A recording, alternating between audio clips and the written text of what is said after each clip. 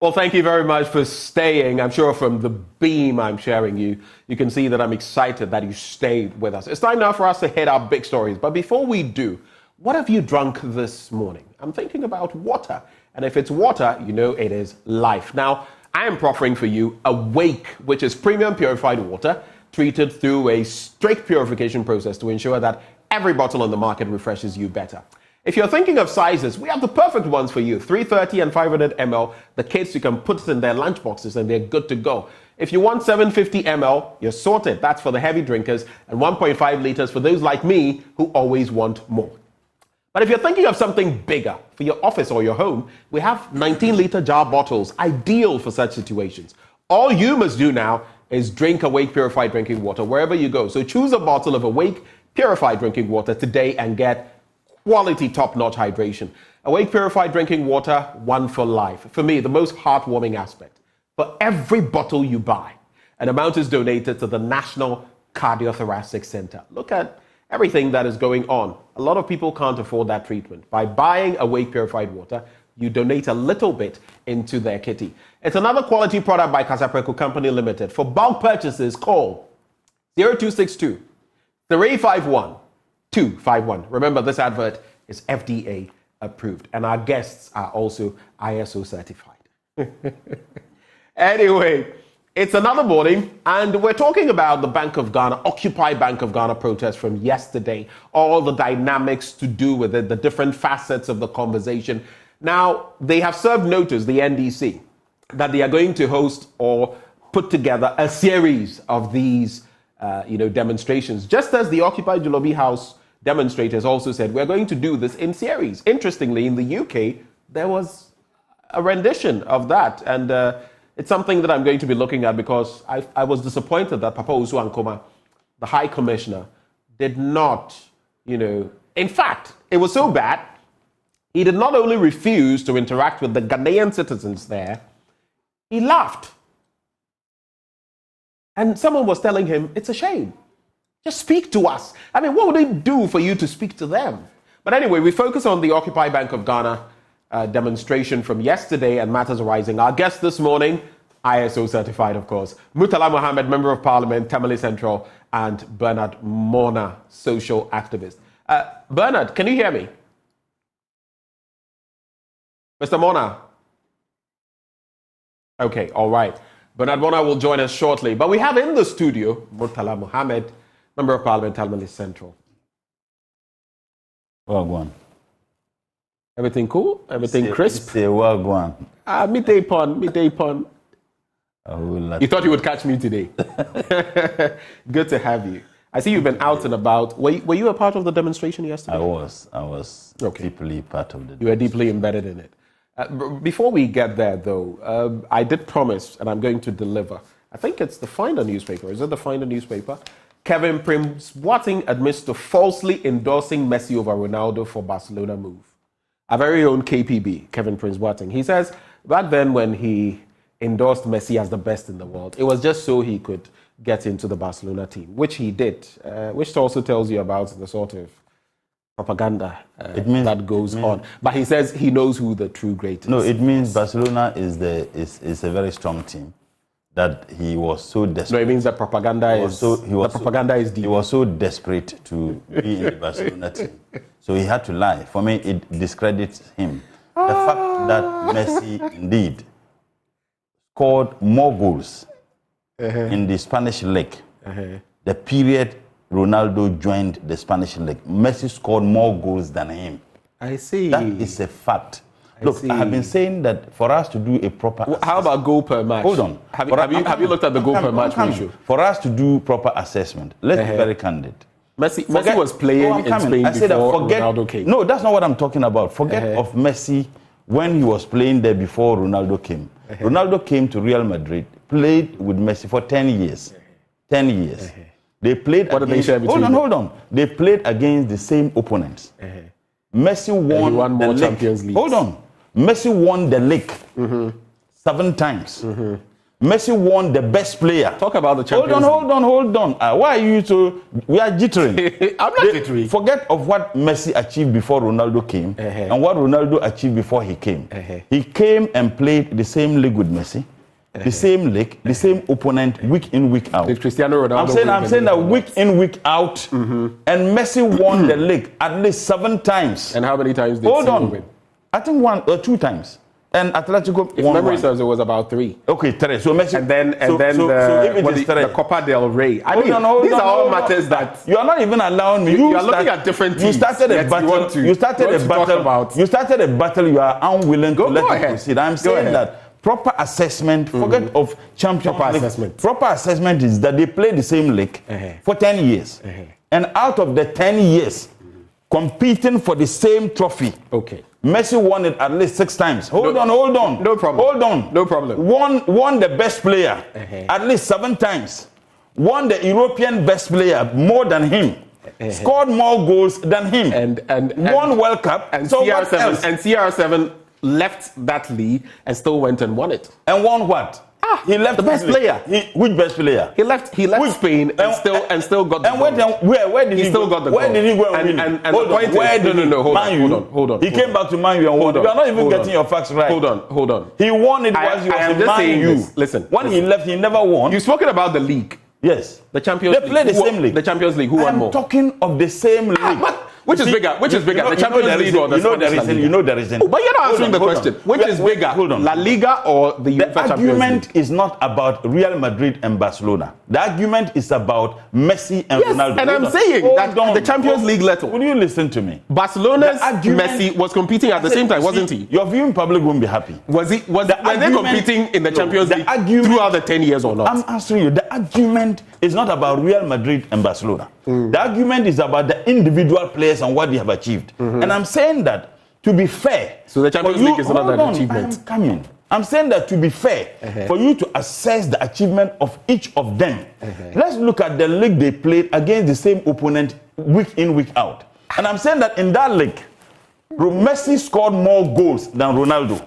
Okay. In that league, Messi won best player of that league several folds than Ronaldo. In that league, in the European League, Messi won best European player than him. Messi gave more assists than him. In the Champions So League. what are you talking about? He was the top scorer for years on end. Look, don't talk about he won more. I'm not talking about Champions League than Champions League. I won by clubs. Okay, fine. I am talking about individual achievements. You are even talking about a local league versus a league in the entirety of Europe. How do you even make such an assessment? Which entirety of Europe? How do you even make such an assessment? Which entirety of Europe? When it's beyond La Liga, Serie A, the best teams in the Eredivisie and others coming, and you want to compare that to the local league. When you talk of Champions League, which is more problem? Let me tell you, and when you talk of Champions League, you are talking about the achievement of teams. If you had told me, within the Champions League, Ronaldo scored more goals than Messi. Ronaldo. I will admit. Hold on. I made a point. Hold on. Ronaldo scored more goals in Champions League than Messi. He did. I will admit. He did. I'm reminding you. Maybe you've forgotten. But I made mention of that when you made the assessment. But I told you that is why I'm bringing in the Champions League. I am telling you that in the same league they all play 10 years, 10 solid years. Competing for the same trophy. He scored more goals than him, one more best player than him. In fact, one best European player than him. It doesn't change. Gave more assists than him. Okay. Messi has won the World Cup. Ronaldo a very rigged World Cup, by the way. But rigged. Why was it rigged? How many penalties did they take? How many penalties did after Saudi Arabia? How many penalties did Mbappe score? How many penalties did How many penalties did he didn't even get that to be scoring penalties. Look at you. He didn't even get that. 5 penalties for your team. I'm saying how many penalties after the Saudi did Arabia Mbappe score?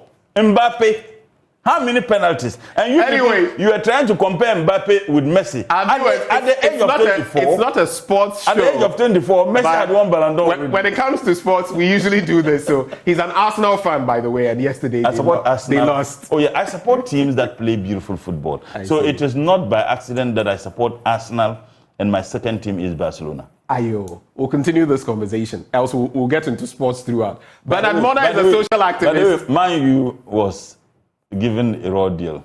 A raw deal. Oh, but we won our match. Man U? You were beaten yesterday. You didn't? You forgot. Rasmus Højlund. 3-2. You didn't even... I They beat you 3-2. really? 3-2, you don't know? Ah, okay, then that's fine. I didn't watch past what Hoyland did. 3-2. At least they beat you 3-2. it's some good consolation that now. You know the team that beat you. Charlie. It's fine. It has nothing to do with. It has nothing This gentleman wants to. It has nothing to do with I didn't bring Man U into the picture. When Why are you trying to do this? Rashford to Saka? I have been telling you, don't do it. The dichotomy between Saka and Rashford is too wide. I think in terms of current form, Saka is. No, but you cannot take the away. difference You cannot between take them away is that like what President Rashford Mohamed has. Nanado as to their achievement. Where you are going with this, it will only bring trouble. Bernard Mona is a social activist. He joins the conversation. Bernard, good morning. Mr. Mona, you would have to unmute, please. You know, sometimes old age can tell on us. Particularly, How old are you? How old are you? It's good to have you Particularly when I join have the conversation. Are you a football fanatic as well?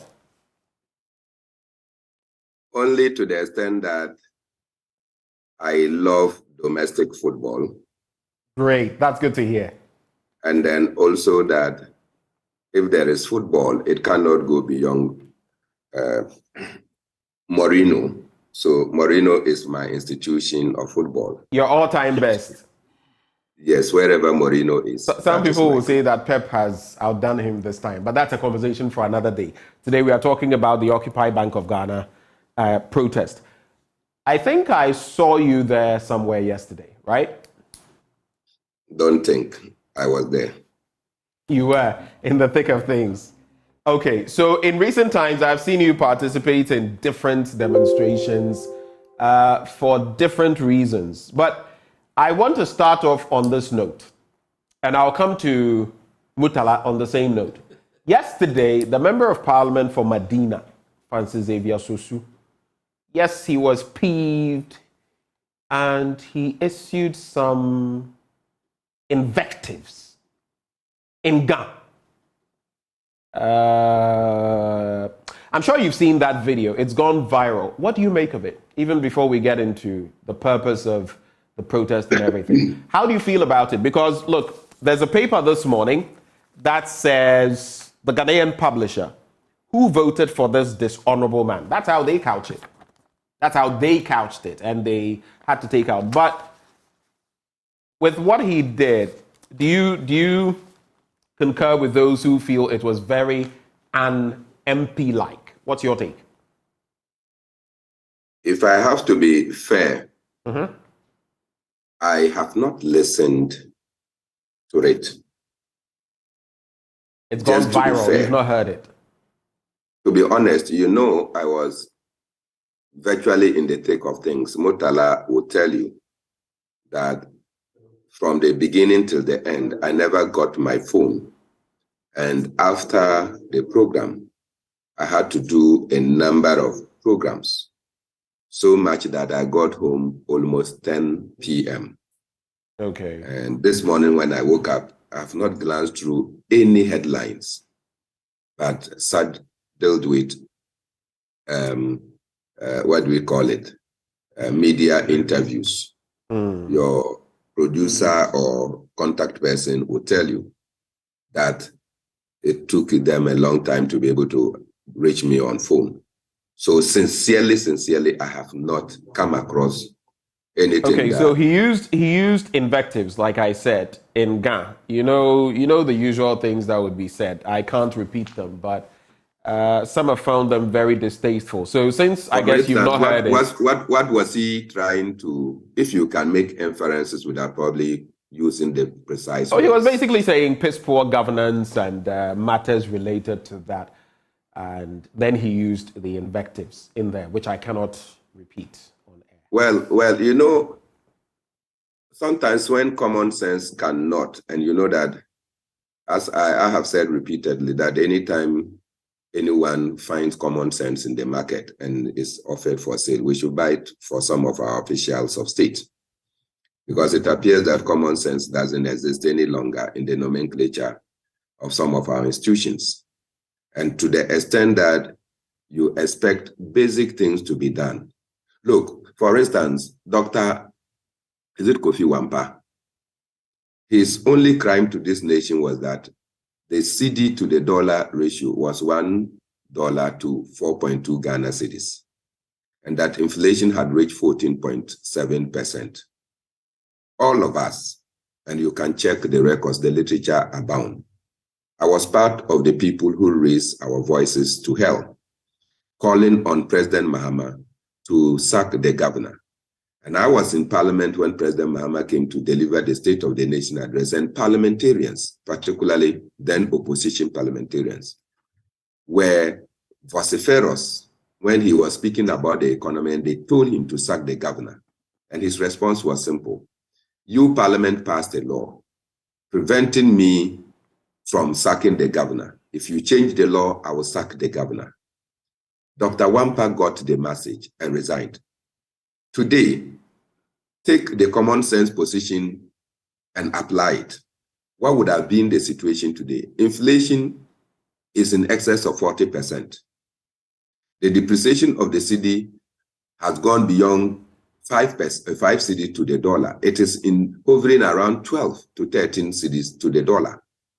If you compare that to a situation where somebody had to resign because the cedi was 1 cedi to 4.2, inflation was 14.7%, and a situation today when inflation is hovering around 40% plus, in fact, it was 50 something, then you will ask yourself, what has happened to common sense? So you, from where you sit, basically, some people are not acting in consonance with common sense, and the governor of the Bank of Ghana, by now, based on the analogy or the picture you've painted, should have stepped aside, basically, right? Long time before we could even before we could even get the report, right, that indicated that he has run the Bank of Ghana a ditch. As we speak, the Bank of Ghana is totally broke, is in liquidity crisis, and yet the Bank of Ghana is supposed to be the lender of last resort.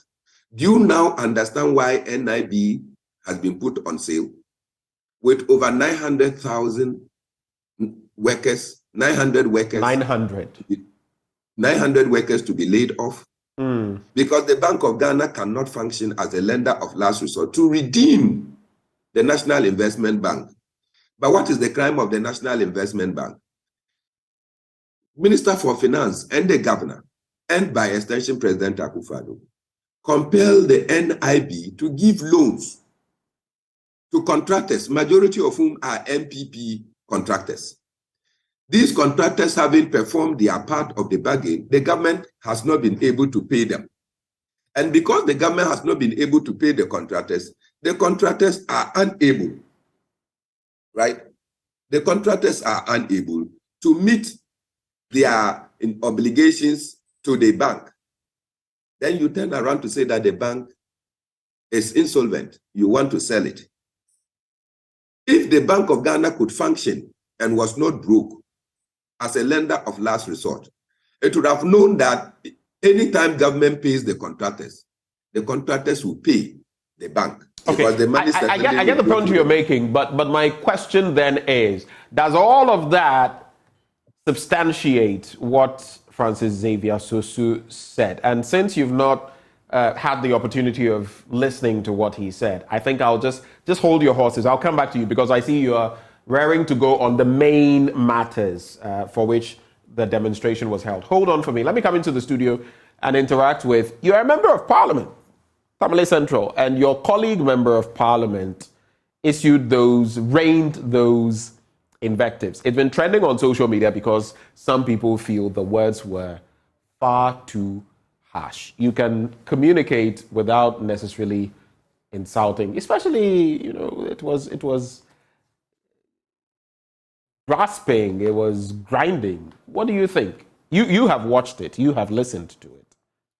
What's your reaction? I'm just wondering why this has become a very important topic to discuss. It's important because some people feel program. He's a member of parliament. He's of very high standing. We even know per the constitution what the requirements are to even contest as a member of parliament. And people feel that maybe such utterances should not have come from him. That's the bottom line. Eslausu, a minister of state, then member of parliament, use similar words. What did people say about it? No, you didn't discuss it on your program. Against no less. We didn't? No, you didn't. We didn't? No, you didn't. If you have the evidence, prove it. Which particular utterance? You want me to repeat? No, which particular? I'm not saying repeat it, but which one? I don't want to repeat. In fact, she used those words against President. Is it President? And the entirety of the NDC. Remember, you didn't discuss it. So I'm wondering why. What proof? I mean, how can you say that we didn't discuss these? On the platform, those things were discussed. On TV, on our radio stations, you didn't discuss Say maybe you didn't hear it. No, you didn't. I'm a religious follower. You're a religious follower, and you are sure that yes. Even your recent scuffle, we discussed that. So what makes you think we didn't discuss about that those? one? We didn't discuss it. And I don't know why this should be a topic for discussion. It's topical because people are talking about it. In any case, I know my colleague. I know him. He's a very decent, very hardworking, very brilliant member of parliament who means well for his constituency. And I know the desire he has to assist, and he's been doing that. Look, yesterday I had a chat with someone who met me to present to me a program that they have. There is this, Arabic is now added into our curricula, and he had written a book, several books for schools, which have been approved by the Ghana Education Service. And then he met me. He met me in my office to have a discussion with me to see how we could also procure such books for our constituents. And I was shocked that he said that the MP for Medina had already indicated and set up a committee to provide those books for the students, particularly within the Muslim communities in his constituency. So he's been doing that. If you know how he began, this is somebody who had a humble beginning. Many people do not know that my colleague had lived in Agbogboleshi before, and he's been able to achieve what he has achieved. He's been orphaned, he's risen through the ranks, he's suffered a lot, how he became a lawyer. We know the story. Knowing him personally, he's a very decent-minded young person. Actually, Murtala, I watch the video. You just hit. Let me finish. You just hit the very reason I am asking this question, because we know him. Yes. And we know of his utterances, and we know what he is like. So yesterday when he came out in that way, that was very unlike him. If you watch the video, you can easily tell that he was joking. If you watch the video, he was joking. I watched the video from your colleague. He was using those utterances, and you say he was joking. Oh, but don't people use words utterances whilst they are joking? Joking is just your intent. I don't think that my colleague meant those, words he used. I really don't think so. Have you spoken to him? I haven't, because I just saw the video. When you told me, I told you that I haven't seen the video, and your producer showed me the video. I certainly will be speaking to him, and I will not be far. So you've not spoken to him, and you think he was joking? No, I mean, if you watch the video, you could easily tell that he was joking. I know him. I mean, I know him in Parliament. I know when he's serious. I know when he's joking. I've been with him for a very long time. As a member of Parliament, a colleague member of Parliament, we're in the same house, sitting, in the same chamber, having a lot of interactions and discussions for over 3 years. Almost 3 years now. And knowing him as an NDC person, I've known him for more than a decade. So I can tell you that when I watched the video, when your producer showed, I was laughing. And I said, well, I don't think that he meant... Before we go for the jugular of the conversation, so if this had come from someone on the other side, let's say your party were in power and someone had said that, how would you find it? If someone who knew the person very well, like I know my good friend, and such a person said, look, I know he was joking, he never meant it, who am I to question that? Of course, you should expect the usual politics that one may want to do, but I don't think that there will be any justification. And I would expect you to interview him, engage him, and if he was actually joking or he meant the words he used, you would ideally, if you ask me, I would say maybe he could have avoided such jokes if indeed he was joking. All right. But right now that has become an issue of discussion, and those who know him, they know that he's a gentleman. All right. Let's get into the thrust of the conversation from the standpoint of what was said about Dr. Ernest Addison, his running of the central bank, and some would say his running aground of the central bank, to the point where we have an over 60 billion Ghana cedi debt. It's monumental in recent times. If you look at the losses chalked in between 2017 and 2018 or 2019, thereabouts, and then the gains that were made and the gargantuan loss that has come to the state. Of course, that also impacts the work of the central bank, for which reason the minority embarked on this demonstration. Would you say, because you accuse the governor of not working in the interest of the country, of basically pandering to government, you call him a printer. I listened to Dr. Cassiel Atuforsen call him a printer, that's what he knows, the printing business. What do you think were the wins from yesterday? You couldn't even present your petition to Dr. Ernest Addison. The minority leader had said that you wouldn't budge till you had done that, but you couldn't. Well, first and foremost, everybody who works or who operates in this country, whether you work for the state or privately, there are rules and regulations governing your conduct as a citizen or even those who are not citizens in Ghana. We've all agreed collectively to charter the path of democracy, that when we were coming out with the 1992 Constitution, we said, look, we have tried and tested several systems of governance, and therefore we must have the hybrid, system where we blend both the parliamentary system and the presidential system or the executive system of governance. Be it as it may, we have institutions, and those institutions work for and on behalf of the people of this country. And those who have been appointed or elected to work in those institutions do so for the people of this country. And there are laws that should govern the conduct of everybody. If you read Article 183 of the 1992 Constitution, the heading is just Central Bank. If you look at the functions of the central banks, they have the Bank of Ghana shall, 1A, the first one.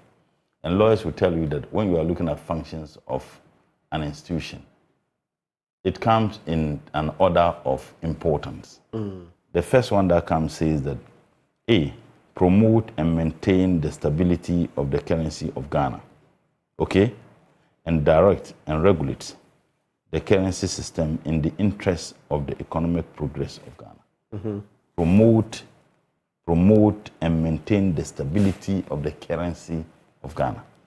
So if you look at the functions of the central bank, which is the bank of government, which is the last lending resort, it is the bank that every bank in this country or financial institutions operate under the dictates of the central bank.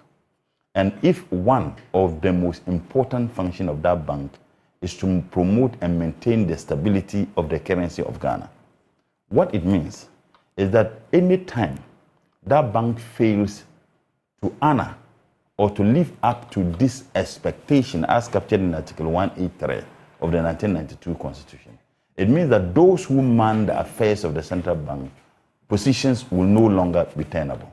I hope you agree with me. Because if that is your core... Their positions will not immediately be tenable. It won't be tenable. I mean, in the past, when we have come into those circles, then all of those governors should have resigned as well. In this Fourth Republic, we have never gotten... From Agama to... saying that this may be the first point where we are incurring such losses. But you cannot say that in terms of stability of the currency, we have not had issues. I'm not talking of losses. I say in this Fourth Republic, we have never gotten to this stage.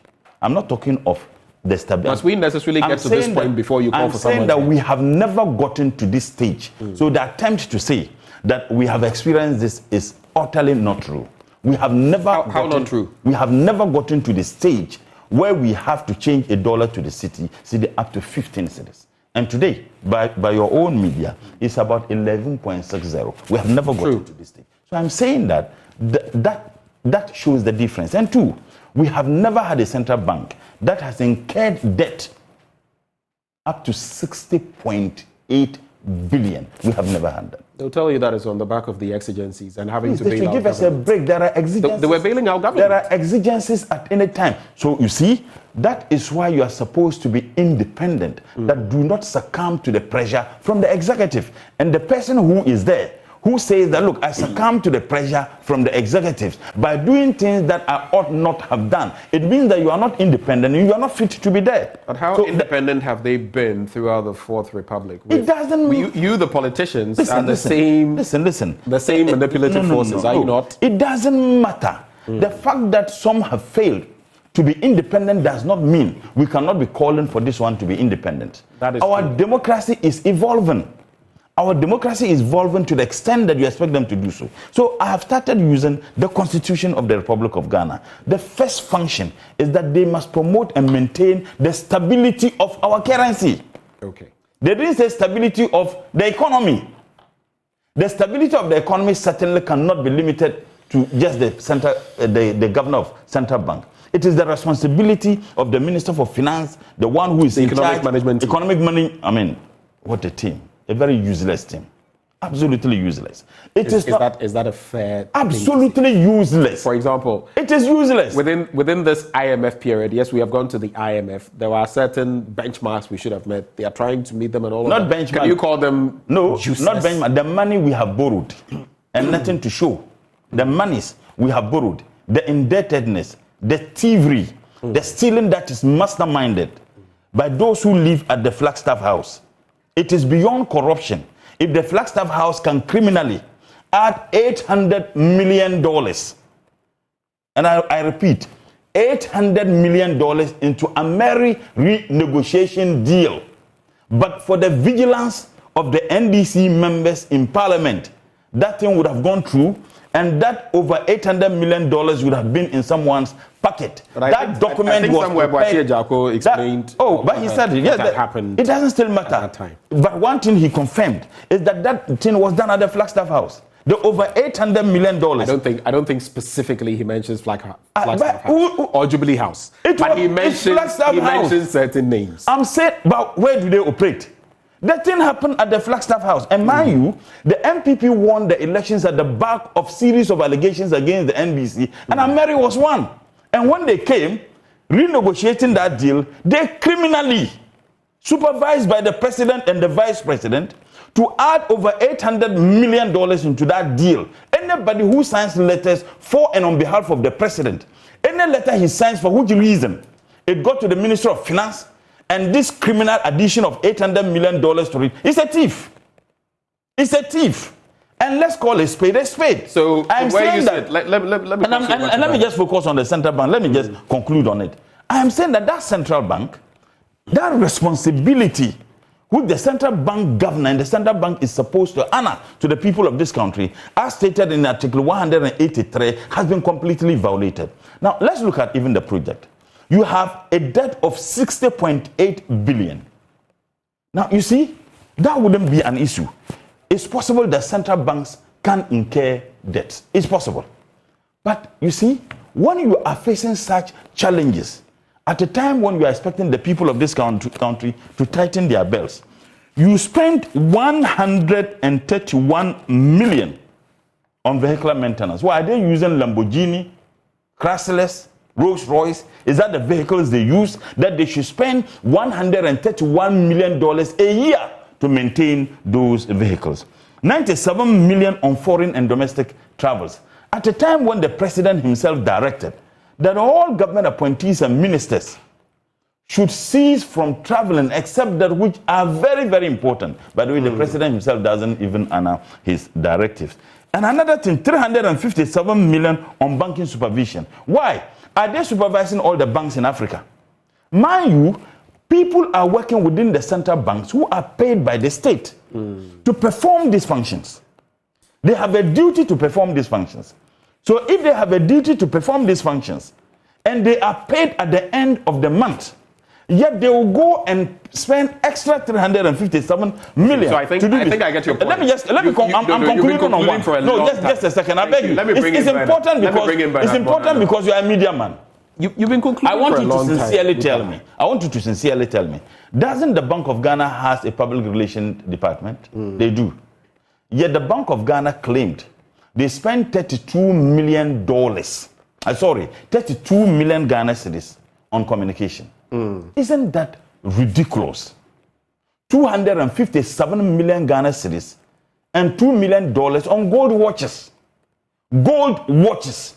At a time when you are telling it, and that building they are putting up, that key, that gold key, whatever, the 250 that building, go and check. The 250 million. Go and check the directors of that company. They have relations directly to the president and the minister for finance. That company, go and you have check. Proof of that. Go and check. I am challenging you as a media man. No, but I am to make the assertion. I am challenging you. You cannot just come here. Look, I am challenging. Okay, we can run our checks, but I'm telling you, I am based saying on what that, are you I am saying? I want you to run your checks to find out the directors to that company and find out the relations of those directors to the president and the minister for finance. Go and check. Murtala, all I'm saying is, if you're sitting here alleging it must mean your foot is on something.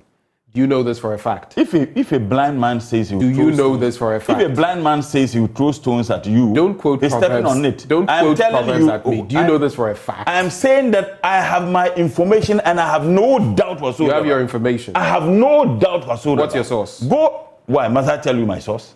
I won't tell you my source now. I am telling you as a journalist and as a media house that go and find out the gold keys, that company, and find out the number of contractual agreement governments have had with them, contracts that have been given to them, and find out whether the award of this contract was not through sole sourcing. All right. The award of this Bank of Ghana was not through sole sourcing. Let me bring into the conversation Paul Grave Wachedankwa. Paul Grave Wachedankwa is government spokesperson on governance and security. Paul Grave, good morning.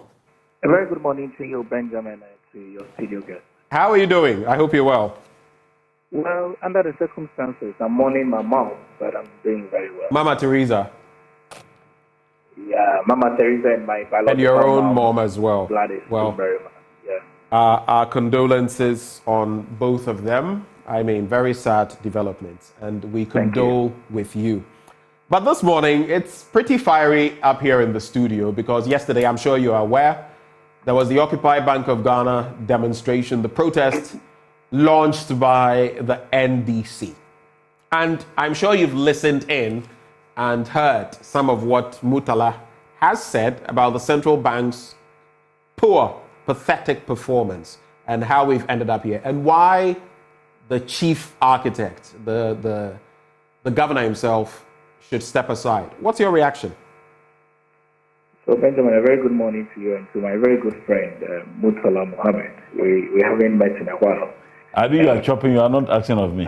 I'm glad that we can be able to have this opportunity to engage. To be honest, Benjamin, I'm certain that the NDC side of the minority had a demonstration which was guided by the Ghana Police Service. It was an incident-free demonstration. The routes that were allocated to them, they observed those routes as well. The issues that they brought up in terms of Bank of Ghana, there was some statements that were made as well yesterday by Bank of Ghana in terms of zero financing of government from 2017, 2018, and 2019. It was only financing of government during the COVID pandemic. I think that it's important in the moments of governance that a call for a step aside of a governor who has managed the policies very well is not needed at this stage in the trajectory of the turnaround of the Ghanaian economy. The NDC have laid out their claims. Bank of Ghana has brought the report out, which is very clear and very confident to assure the Ghanaian people that this administration has been extremely credible. We made statements of the BOG's financial condition, which does not impact on its operations. Very clearly that yesterday we made the statements of the zero financing of government as I stated earlier on from 2017, 2018, 2019, and 2020, 2021. Also made statements of the fact that the BOG provided financing only to government in the pandemic, which was global, the year 2020 and then the crisis in 2022. We also stated that every single act of what Bank of Ghana had done was within the applicable laws of Ghana. I have been very concerned with the position of the NDC side of Parliament because central banks are not commercial banks, and I'm sure that the Honourable Abdul Fortin, who was, I'm sure we're all privy to that information. Their yes. portfolio is different. Yes, no, very much so. But I mean, it's important that we put that in perspective. That there was no money that was lost by Bank of Ghana in its operations 2022. Bank of Ghana has always acted in good faith, really, in the broader interest of the Ghanaian people. And there are profits that the Bank of Ghana has made. The point to be made, though, the profits that have been made. Just Palgrave, if you may indulge me. 2019 to 2021. Palgrave, can you hear me? I can hear you. Good. For the 2 years or so, when we actually the central bank, did not incur losses. If you look at the sums involved and then you put that side by side, you do the juxtaposition with the 60.8 billion that was lost. Of course, not all of it on the back of, dealing with government's issues, financial issues. But if you look at the 50 plus billion involved there, how do you wrap your mind around that? Experts in the financial sector have said that it will take us a long time to be able to recover. And you know that as part of the role of the central bank, they are the last point of resorts for banks that, are in crisis. This impedes the very work the central bank is meant to do. And you say that is not a problem? No, I mean, very much. I mean, central bank losing of the money, government has communicated around that. We went through a strong debt restructuring. The entire Ghanaian economy had to go through a debt restructuring, and the Bank of Ghana was not exonerated in the domestic debt restructuring estate. No doubt that within the shortest possible time, our government would be able to recover all losses that have been made by the Bank of Ghana. I always wish that the processes of trying to allay conversations in the midst of the governance process should not be one going on the streets. I mean, I know that demonstrations are a civil right of every single Ghanaian, but for people in Parliament, you can call the Bank of Ghana governor to come to the floor of Parliament to answer questions for you. You can even call the Minister for Finance to come to the floor of the House, in addition to the Bank of Ghana governor, to bring these issues for you. I think that the result to continually be on the street, to be heard by government, shouldn't be the approach, because a government of President Nana Addo Dankwa Akufo-Addo is continually a listening government, but listening to the plight and challenges of the Ghanaian people, and we try to address these plights and challenges. Thank you for those submissions, Palgrave. Let me bring in Bernard Mona now. Bernard, from where you sit, do you concur with the thoughts of Murtala, some of what he shared on the central bank? You joined the demonstration, so that must mean that you think he must go. But why exactly? On what points exactly did you join this protest yesterday? First, let me take it from where Palgrave ended, and that I'm disappointed that Palgrave of all would have the illusion that President Akufo-Addo is a listening president. A president that anytime we talk about the graft in his government, he comes to tell us that we are making noise and that his appointees are the best. You recall the issues relating to Sputnik V and what he went to say at the minister's constituency, that those of us who are calling for the head of the minister, who himself admitted that his senses took leave of him at a time when he was signing a contract, will say that we are making noise despite the enormous financial burden that this nation has suffered. You recall the issues relating to Bost, where he told us that he had cleared the person.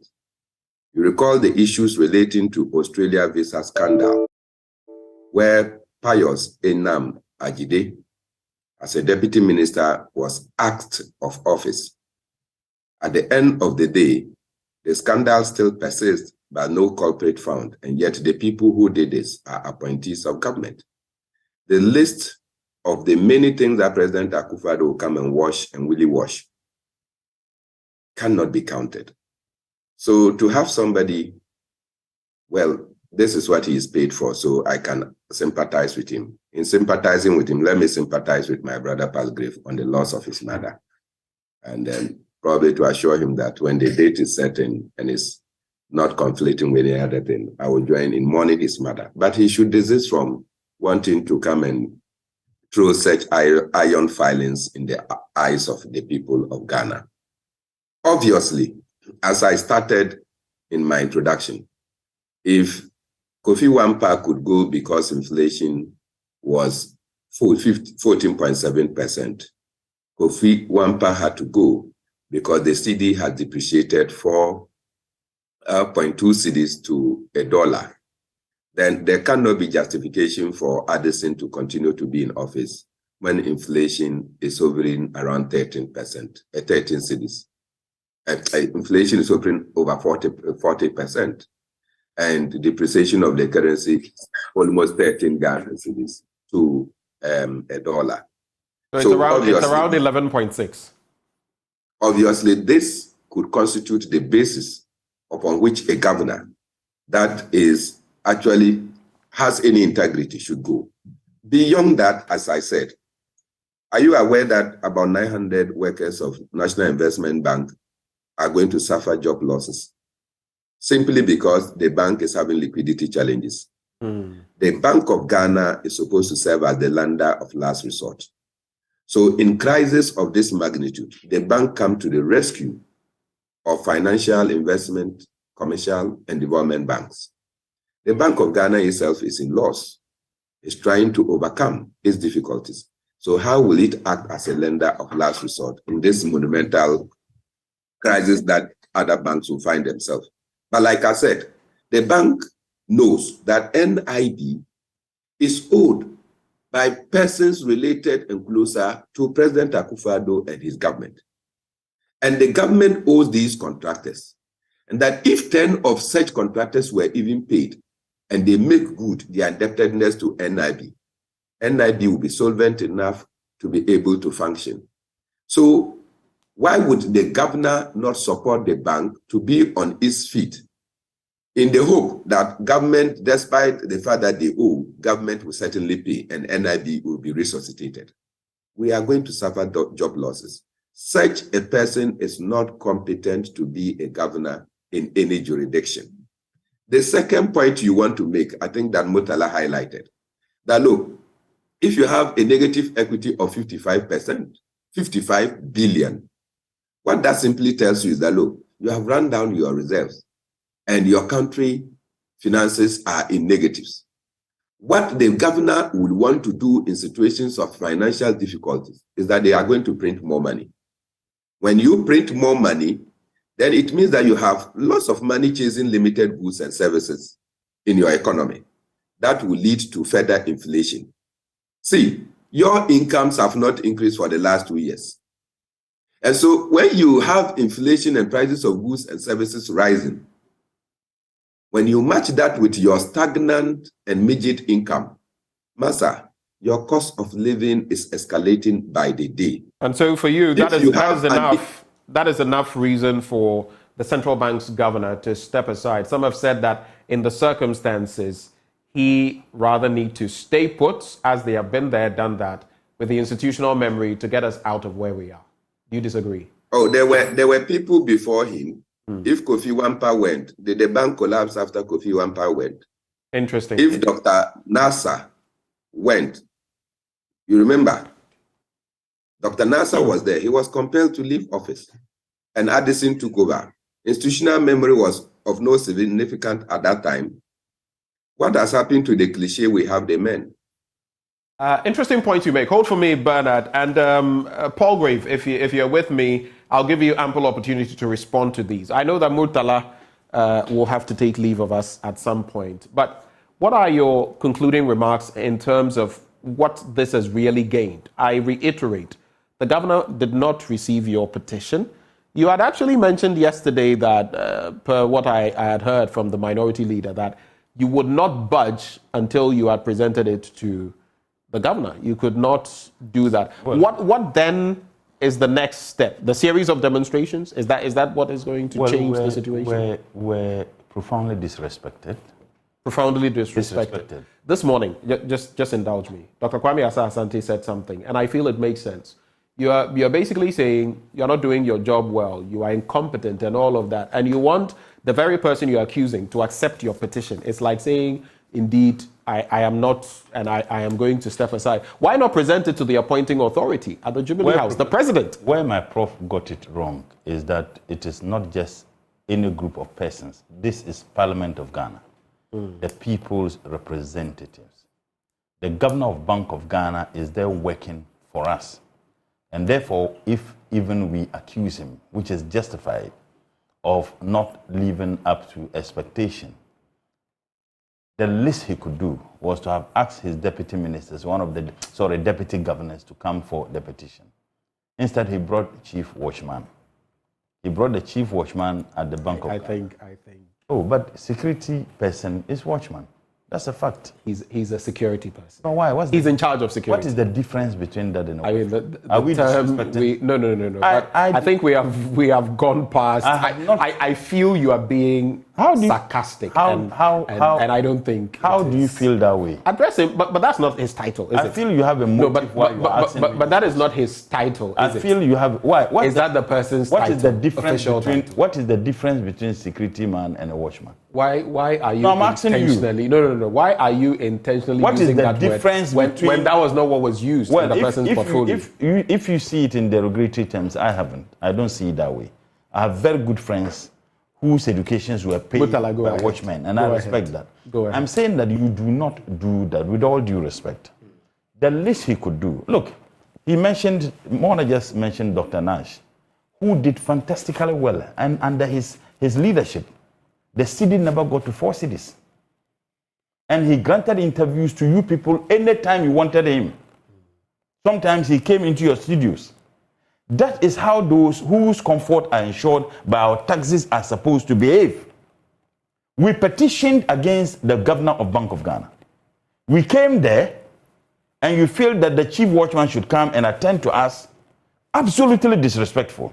And we made it very clear that what happened yesterday was just a tip of the iceberg. Look, we will engage in this demonstration, and it's going to be mammoth. The next time we come out, it is going to be monumental until he personally comes, or at least one of his deputies come to take the petition.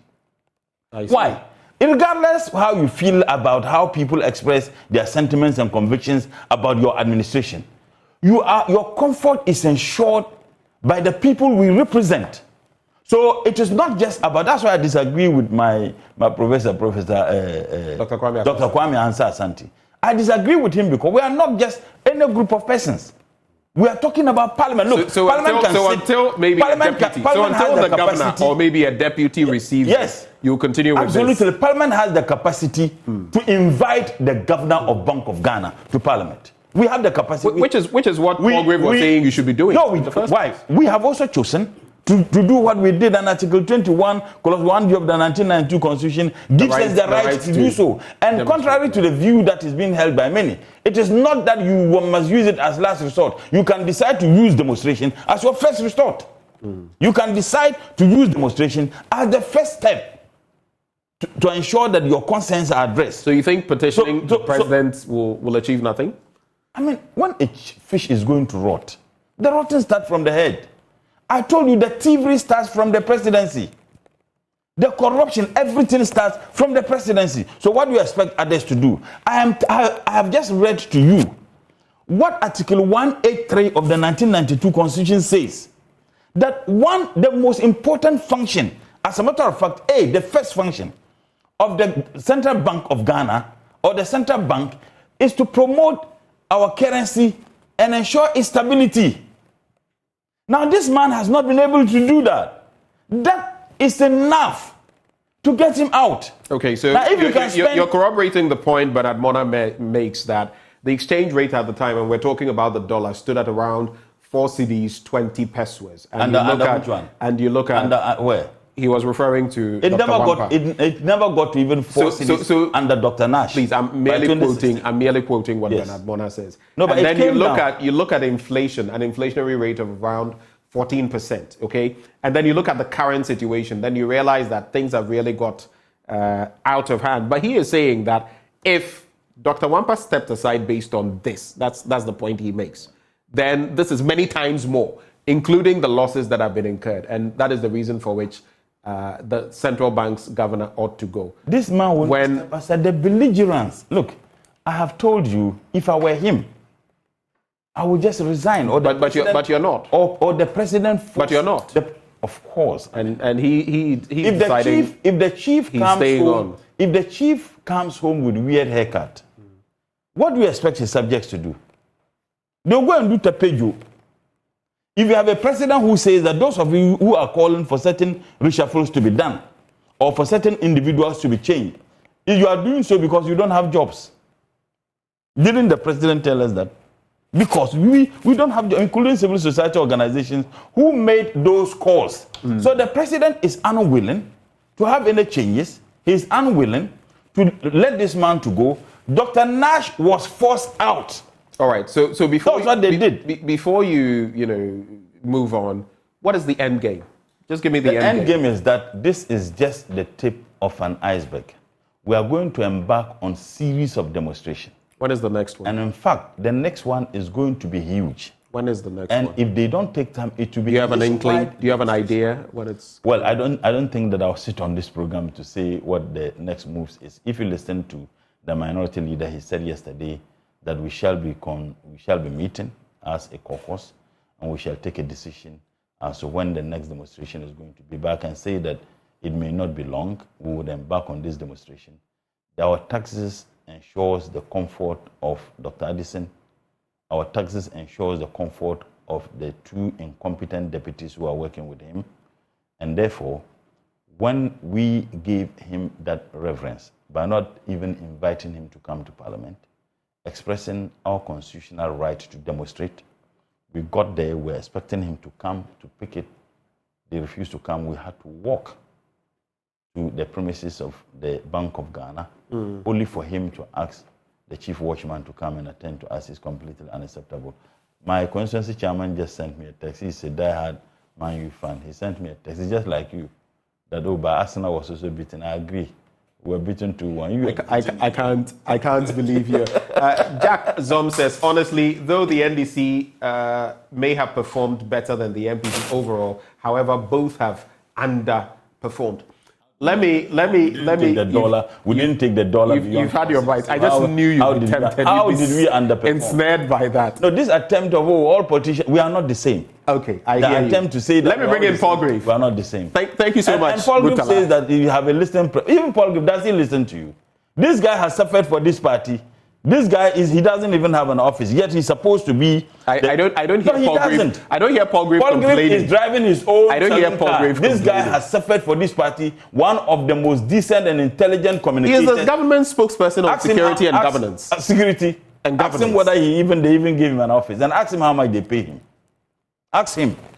Paul Grave, I'm not going to ask you those questions. I don't want to put you in a very difficult position. This is a descendant of Dankwa. That is Dankwa's grandson. Right. They disregarded this gentleman. They don't even have time for this gentleman. Paul Grave, any reactions on these matters? The demonstrations will continue, according to the NDC, and they are saying that they've been disrespected. Until the right thing is done, the governor or his deputy receives their petition, they will not stop. Your take? Benjamin, I'm grateful. I think that it's important to state that there were no mention of gold watches in the annual report of Bank of Ghana. That has to be stated clearly. And also to commend the IGP, Dr. Dampari, and the entire Ghana Police Service for ensuring that the NDC side of the minority had a peaceful demonstration.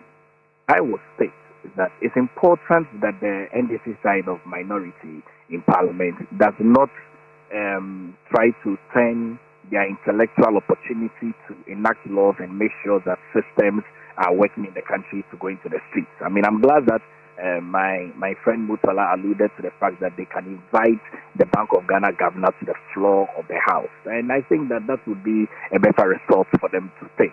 I do not wish that. Which options to trigger, and they are choosing their options based on what they feel is workable. They wouldn't use the last resort; they would use it as a first resort. Well, I would argue that the NDC side of minority in Parliament should try as much as possible that we continue to uphold the tenets of parliamentary discourse and the integrity of Parliament. It will be good for them to invite the Bank of Ghana governor, and it's sad to say that if the Bank of Ghana head of security is asked to receive a petition, I think it's sad to state and reduce the argument that he's a watchman. I mean, I think that I dealt with that situation. Yes, so let's move past it. But really, to state that if that is the route that they want to go, the Ghanaian people are observing the alternatives, and very clearly to see that the NDC is not an alternative in terms of rule of law, in terms of discipline, in terms of conduct, to be able to even be given an opportunity in the 2025 new government. But Paul Grave, hold for me. We're having just hold for me. You speak about the rule of law. I can name many instances where the rule of law has not ruled. You speak about, at least in this instance, we are focusing on the financial sector. You look at where we are. We are in uncharted territory when it comes to our economy currently. I don't remember, in the Fourth Republic, we've never hit a snag like this when it comes to inflation, at least as high as it is currently, the highs of 50 plus. We've not hit these levels when it comes to where the cedi has fallen to. At some point, the ignominious record of the worst currency in the world. Our economy is on the ropes. We're back with the IMF. So what exactly are you comparing to what? So you see, Benjamin, we haven't hit any of these. Do you know why? Because in the beginning of the Fourth Republic, in 1992, 1993, the entire globe did not have a global pandemic called COVID-19. In 2000, other governments have had to weather the storm of other problems, Paul Grave. You cannot pick and choose. Other administrations have gone through dangerous situations and they haven't complained. Did not have a global pandemic. In 2015, the entire globe did not have a global pandemic. From 2017, the government of President Nana Addo Dankwa Akufo-Addo recorded a single-digit inflation. 2018, the government of President Nana Addo Dankwa Akufo-Addo recorded a single-digit inflation. In 2019, the government of What is the inflation now? What is the inflation now? Single-digit inflation. Paul Grave. 2020. Paul Grave. What is the inflation now? Inflation now is 40.1%. Your currency is still flip-flopping. That this government, even in the midst of this pandemic, this government, even running an IMF program, has been more credible. This government has been more resourceful. This government has been more, in terms of... You have had more resources than any government in the Fourth Republic. More resources at your disposal. This government. How much did you even get from COVID-19? How much? You know the figures. Benjamin, I know the figures. No, I'm saying how much? You know the figures. Government, if you want to have a proper comparative analysis, compare the challenges that this government has been falling with, compare the challenges that the then NDC was befallen with, and compare who has been better. I state on authority that our government and the government of President Nana Addo Dankwa Akufo-Addo, even in the midst of a global pandemic and recovering very strongly from COVID-19 and the plunging of Russia in Ukraine, and even under an IMF program, our government has continually ensured that schools are ongoing. Our governments are continually ensured that pumps are flowing. Paul Grave, governments are continually ensured that the lights are on. I'd like to run this by you. Ensured that the young people have an entrepreneurial opportunity. Okay, you can go through your list. The young people will, in the end, determine that. A lot of them are going to be voting in the next election. But let me just run this analogy by you. Sometimes what the rest of you don't see out there when we're on television is that there could be utter chaos. Some things are not going well from production, direction, and you may not have your guests and all of that. Do you know what makes a good presenter? One who is able to put on a brave face and go through the motions without a lot of you even knowing that maybe some things are not going well behind the scenes, because it's not just sitting here. Likewise, when it comes to leadership, it's not about the talk. Leaders are put in place for situations like this one, what we find ourselves in. A leader is not a leader by name. A leader is the one who can go through dire circumstances and get the people out.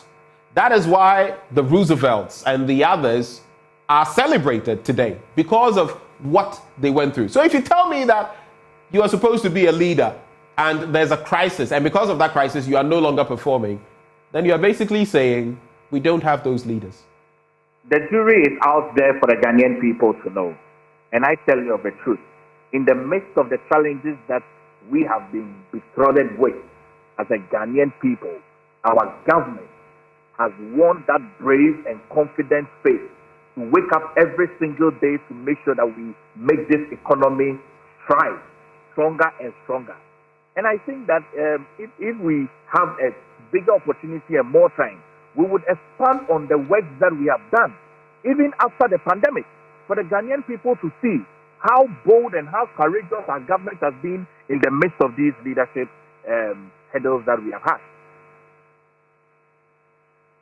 I state in concluding, Right. Benjamin, that the NDC and the NDC side of minority should restrain and go back to the chamber, invite the Bank of Ghana governor, invite the Minister for Finance. The people that they represent do not want them on the street. This Ghanaian economy. Join them on the streets. The people they represent, some of them joined them on the streets. So you may not be speaking for all those people. Benjamin, did you see the numbers? I did. They were not bad numbers. Okay. I didn't know that you've become a judge. Well, I have an opinion, don't I? Taking a side. No, but I have an opinion. You are talking about numbers. You are not talking about the facts. You are talking about numbers. And I'm saying that was not a bad number, unless you would tell me it was a bad number. Bad number compared to what? Well, you brought up the conversation. So what is your standard? What is your benchmark?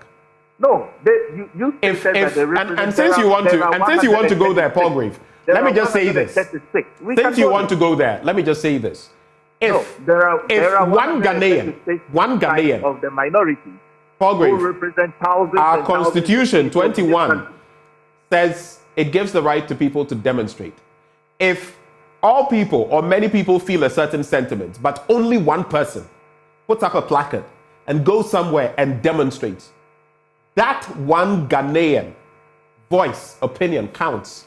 So even if two people go somewhere and demonstrate, it is reflective by and large of what other people feel. You cannot water down or underrate that and say that maybe because it's 100 people or 200, it is not consequential. I think that is dangerous, but that's your choice. So that's not the narrative I'm wanting. Then why the discussion on numbers? That's not the narrative I want to put there. The narrative really, very strongly, is that they should call the Minister for Finance and the Bank of Ghana governor to come to the floor of the House to give responses to the issue. And if the Bank of Ghana governor and the Bank of Ghana as an institution has asked their head of security to pick up the petition, I think that it's important that they give that to the Bank of Ghana. All right. Because you see, it's an institution they are dealing with, not a personality. All right. It's Paul Grave. Not personality. Point made. Thank you so much for joining the discussion. I'll wrap with Bernard Mona. Bernard, you have the final take, and then we'll draw the curtains on this conversation. You've listened to both sides. You've listened to Murtala. You've listened to Paul Grave. Your concluding comments. Again, I heard you ask Palgrave, what is the scorecard now, when he was touting 2017, 2018 as the economic achievements of their government. Clearly, every watcher of the economies across the world would have been told that Ghana's economy was going to grow without anything being done in 2017. That things were going to be better because the major crisis that hit Ghana was the energy crisis, and it was conclusively dealt with by 2016. And therefore, most industries, including even media houses, were going to perform at optimum capacity. That would certainly leap the economy from its negativity to positivity. So Palgrave will have to go and revise his theories. Secondly, Palgrave is behaving like somebody who has moved from JHS, right, and gone to secondary school. And at secondary school, he's performing poorly. And then they ask you, why are you performing poorly? Then his response is that, go and check my JHS results. I'm a very good student. Or somebody from SHS who might have obtained the best result and in the university is not able to find his feet and is failing. When they ask you, why are you failing? Then you say, oh, you don't know that I'm a good student. Go and check my performance at SHS. Certainly, this kind of analogy by spokespersons of government is an insult to the people who are facing economic crisis at this time. Things have run out of hand. The handlers of the economy, particularly the monetary side, have simply shown gross incapacity of handling the situation. We are not calling, under normal circumstances, if banks, other banks with liquidity crisis could be forced to close down. In fact, could be closed down, not could be forced to close, could be closed down. With the liquidity challenge we have at the Bank of Ghana, but for the fact that it is at the central bank, that one should close down. And so because we cannot close it down, we say that those who have run us a ditch should leave office for other persons to come in. Probably a Palgrave could be appointed and could perform better and to leap and to inject more confidence. The other part that people say is that why are we asking the governor to go when the governor is appointed by the president? Every Ghanaian must know this, that the president will tell us that by an act, he is stopped from dismissing the governor. Not so. And so if you go and ask president to dismiss the governor and you take your protest to the doorsteps of the president will simply tell you that, no, you have come to the wrong avenue. And so what you have to do is to get to the governor himself and to say that your appointer cannot dismiss you, but you can dismiss yourself by resigning. And that is what we are doing, that we know where the action must start from. And that is why we are at the central bank governor. And I heard you saying that you don't agree with the description of the retired wing commander, Asare Boateng, as a watchman. In fact, he's a chief watchman. My father was a watchman. It doesn't take away from the fact that he's a watchman. I think we all know that sometimes there are some terminologies that are used in this context that carry a certain derogatory tint. Though it is not. My father was a watchman. Hold for me, Bernard. And I also want to believe that you caught the sarcasm in Murtala's commentary, unless you want to say you didn't catch it. No, which is why I put it to him that he should address him by his official title rather than try to use other terminology. Benjamin, I stated this probably first on the platform yesterday. If you listen to my speech, I said that we were met by a watchman, and my father was a watchman. And you know that I have high regards for my father and whatever he has done for me with his poor income. He made me what I am. But simply, it's a watchman. I mean, how do you explain a security to my village mother? Point made, Bernard. So the man was a watchman. And watchmen don't have access to anything within the bank. They actually protect the exterior, not the interior of the bank. So, and yesterday, if you also were there or your reporters would have told you, at the time when he finished, I said, you a watchman, you refuse to catch the thieves that have run down the economy, and you are here to arrest a petition for them. You are not competent to so receive it. And so that is the level to which they brought us. Okay, but don't forget that our time has run out, but Bernard, I just want to find out from you. Our time has run out, but I just want to find out from you. Are you going to join subsequent protests against the Bank of Ghana? Oh, Arise Ghana is already called for a meeting this morning. We are going to meet to review what happened yesterday And then thereafter, we'll take it up to the next level. We certainly think that by the insult that was meted out on us, if the governor knows what is good for him, he should step aside before the mass of our society gather. Finally, let me conclude in thanking the IGP. Let me thank COP Yohunu, Mohammed Shiraj, Habibata, the regional commander, Dr. Garba. Yesterday, they showed professionalism.